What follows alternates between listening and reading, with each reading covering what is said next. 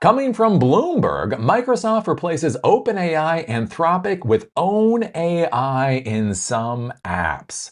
So I think this is an interesting story to take a look at. Basically, as AI, these models, these things that we use mature, and the question is as this technology matures, where will there still be value in the first movers within this particular technology stack? So one of the things I've talked about many times in the past is there is this idea of the first mover advantage, right? A company comes in, they come up with a product, they come up with an idea. The concept is that they hyperscale, they grow as fast as possible. They're able to then take over the entire market, and essentially they monopolize, a key technology. One of the things that I've argued for many years is that's not really how it works most of the time. Most of the time, the first movers fail miserably, right? You look at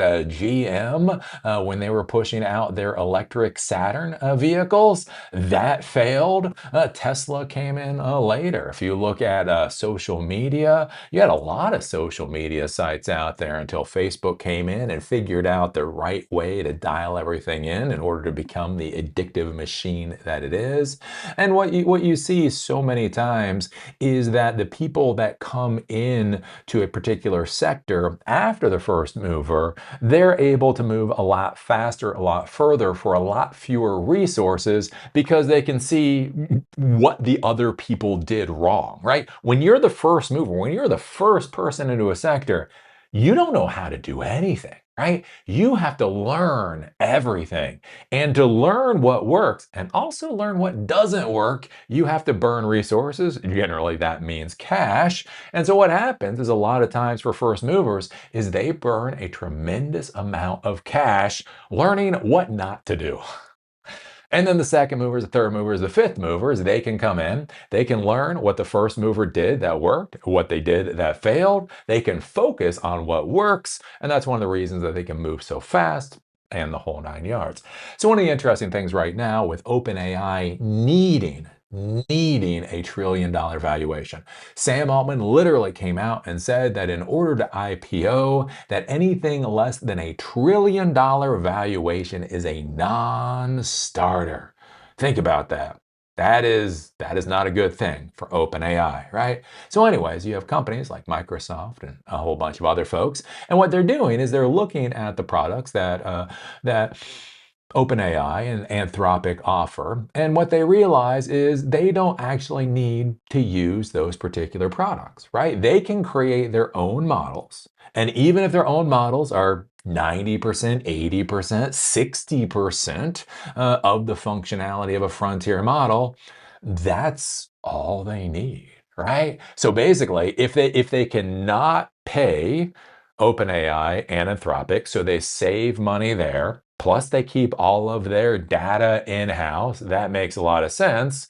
What I think a lot of these big AI companies are going to realize is that they are simply not needed by the marketplace. So what's going on here with Microsoft is Microsoft has a lot of their own applications, right? They have Excel, they have Outlook, right? The whole productivity suite that's been around for God knows how long, right? So they've been adding AI functionality to the productivity suite, AI functionality to Excel, AI functionality to Outlook, right? They're shoving AI into whatever products they can shove AI into.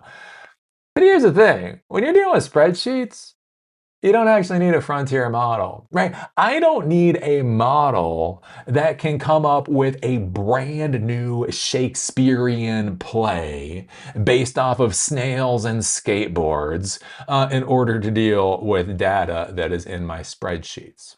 Right? If I'm dealing with Outlook, I don't need a model that is able to drive an autonomous vehicle all the way around the world. I just, need a quippy little response when somebody sends me an email message. And so I think what Microsoft is realizing here is why pay for these API calls? Why pay for these tokens with these frontier models when they can just basically bring everything in-house? Because again, when we talk about this quote unquote AI technology, They're all using the same crappy ass technology. It's bizarre, except for Jan LeCun. I will keep saying this, except for Jan LeCun. Jan LeCun is doing something. God bless him. He's doing something different. Really is. I've been watching more and more on what he's doing. It's some curious stuff. He's doing something different. The rest of these mofos are basically using the exact same tech stack to a bizarre degree. And so Microsoft has been creating models, right? So Microsoft had invested in OpenAI years ago. They put in like $10 billion into OpenAI. I don't know what it was, 5 or 6 years ago. And the idea is it was supposed to be this whole kumbaya moment. They invest in the technology company of the future. OpenAI puts all of their infrastructure under the Azure stack, and yay, they were supposed to be happy forever. But it's the tech industry. That's not how cats operate. It's not how we operate. And so that whole thing has been falling apart in a very weird fashion. So Microsoft is still an investor in OpenAI, and OpenAI still does use some of Azure services, and Microsoft still does use some of OpenAI services. But that whole relationship is kind of going to hell at this point in time. And so Microsoft, a little while ago, 6 months ago or whatever, they started debuting their own models. So these are 100% Microsoft models that they started debuting. And so what they're doing now is they're trying to use their proprietary models that they created, that they own, the whole 9 yards, instead of essentially outsourcing to OpenAI. Microsoft Corp is looking to reduce AI costs, is starting to replace OpenAI and Anthropic with its own models and software products like Excel and Outlook. This is the other thing that we keep hearing about, reducing AI costs. What did we hear not that long ago? It doesn't matter how much you spend on AI because the ROI is going to be so exponentially, larger than whatever your expense is. It's not going to matter. You put $150,000 into tokens, you're going to get $1 million in financial return, right? That's been the garbage that has been, shoved down our throat for the past little while. And what we're starting to see is that just simply isn't true. What we see from Meta, Uber is cutting back on their AI spend. Meta is cutting back on their AI spend.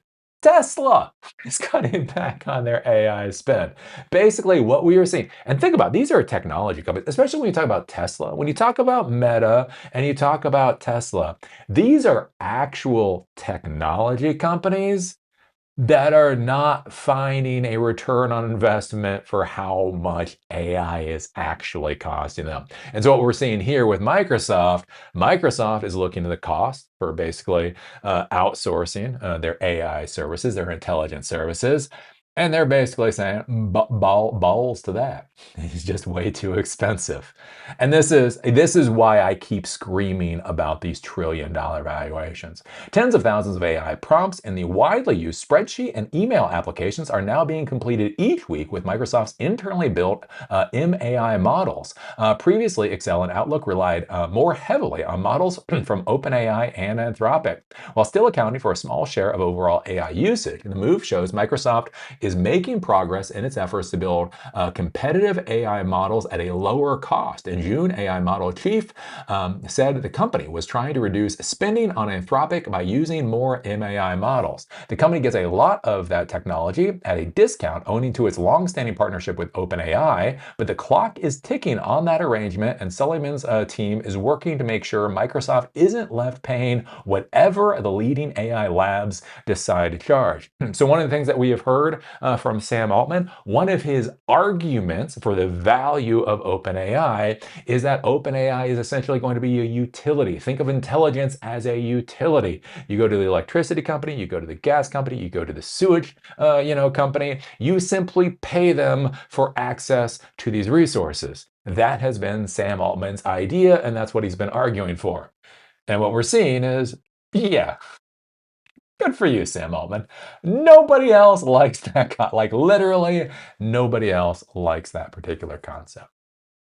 The company announced 7 new AI models at its annual Build conference for developers in June, including one it says can match the coding abilities of a prior generation Anthropic model that remains very popular, Opus 4.6, at a reduced cost. Quote, we pay a lot of money to Anthropic, so our goal is to reduce and ultimately eliminate that cost, Sullivan said at the time. So think about this. $1 trillion valuations for these AI companies. Their biggest customers are literally trying to eliminate them from the stack. Please make it make sense.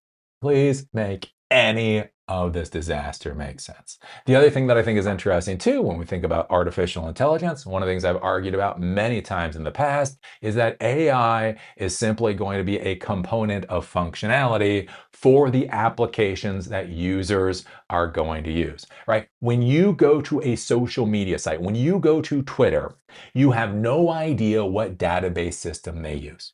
I talk about the whole thing with NoSQL, right? NoSQL revolutionized the world. A schemaless database system, incredibly fast, incredibly scalable, and every once in a while loses a record.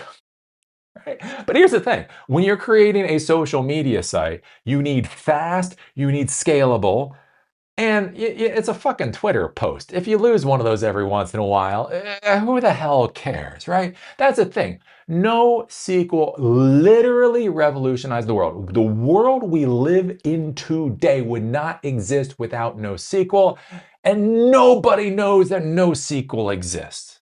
My argument when we start talking about artificial intelligence is the AI component of applications is going to be like the database component of applications. Nobody gives a crap if you're on MongoDB or SurrealDB or Postgres, MySQL, MariaDB, SQL. Don't use SQLite in production. Anyways, right? Nobody cares what database system you use. And I would argue that is going to be the exact same thing with AI. Does this product complete the tasks that I need to be completed? If yes, I will pay the company money for that product. If no, bugger off. I'm going to find, somebody else. And basically, with these large companies, the Microsofts of the world and the rest of it, when they start looking at the cost for OpenAI and Anthropic, they start looking at the risk. Remember, when the Trump administration demanded essentially that Anthropic cut off access to their models in 90 minutes, 90, an hour and a half. That didn't just affect the China man. That didn't just affect the stinky ass French frogs. That affected every single customer that was using Anthropic. And so if you're Microsoft, as I've said many times before, can you accept the risk of using a company when the President of the United States really wants to punch the CEO of the company continuously in the face? Probably not. You probably don't have the risk tolerance for that crap. So you build your own. And then Anthropic dies. And OpenAI dies. Because all of this is stupid. That's just my opinion. So what do you think about this? What do you think about Microsoft trying to cut, like literally eliminate their connections to Anthropic and OpenAI? If Microsoft can cut those connections, who else can cut those connections? And then the other thing to be thinking about, right? Microsoft, Azure, their cloud services, their infrastructure as service, IaaS, right? Think about how many companies use the Microsoft stack. If Microsoft eliminates OpenAI and Anthropic out of their own products, how long before they essentially eliminate it out of the rest of their tech stack? And then all of a sudden, right, companies are using AI services and paying Microsoft for MAI. And so there you go. Knives out, knives out. Kumbaya is over, motherfuckers. Kitty's got claws. Anywho, so what do you think about this? Put it down in the comment section down below. If you like these episodes, do remember they're on Spotify and on Apple Podcasts. Link is down below. Also, if you want to follow me on LinkedIn, there's a link down there too. With that, see y'all later.